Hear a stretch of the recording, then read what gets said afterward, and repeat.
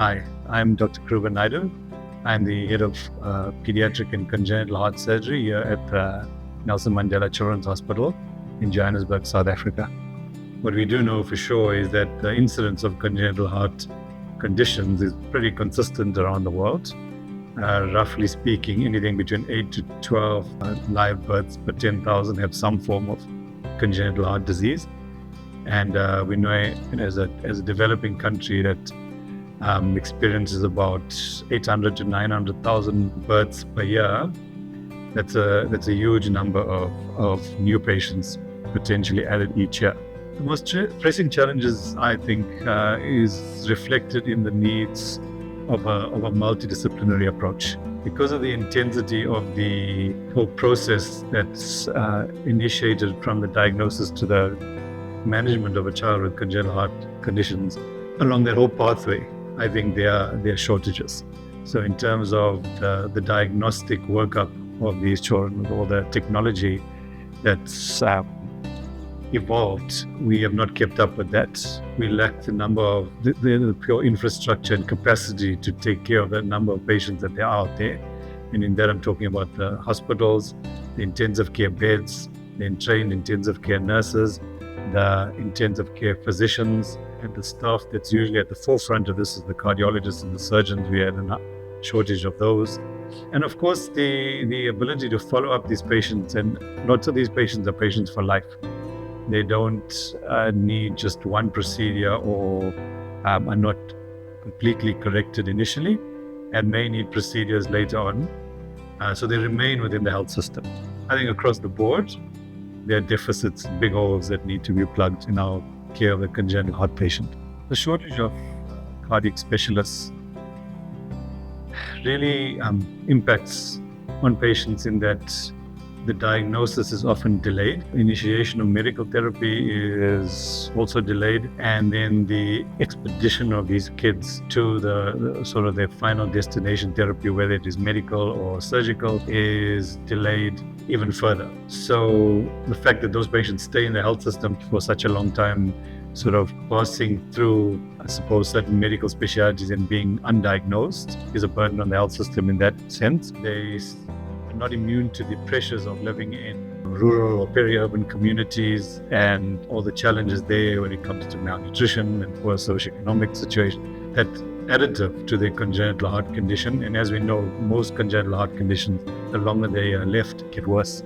That increases their risk of their operations, makes their outcome worse, and adds significantly to their hospital stay, hospital outcome, and even morbidity, and unfortunately their mortality after that. One thing that is sort of in our referral area that has been quite noticeable is the reduction in the number of services offering patients congenital heart surgery. So that is roughly halved. What that means is places that patients were usually referred to will no longer take those patients and they refer over to us. Our referral pathways still exist or have increased.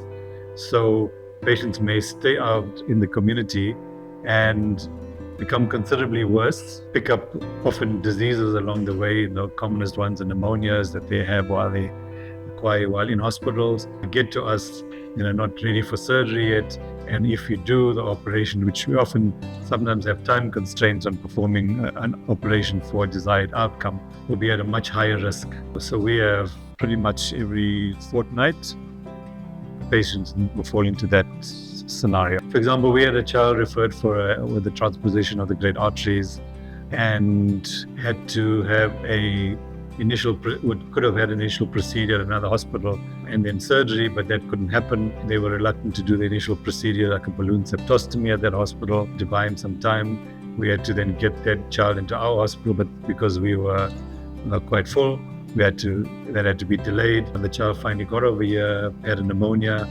We had to wait for a few days for that pneumonia to be treated before we took that child into the operating room.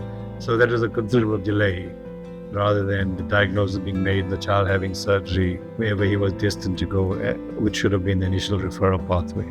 The surgeons, the cardiologists, the infrastructure, the intensive cares, the nurses are all vital. And any one of those that are lacking will obviously lead to big deficits in the service. Experience obviously cannot be bought. It's acquired along that long road.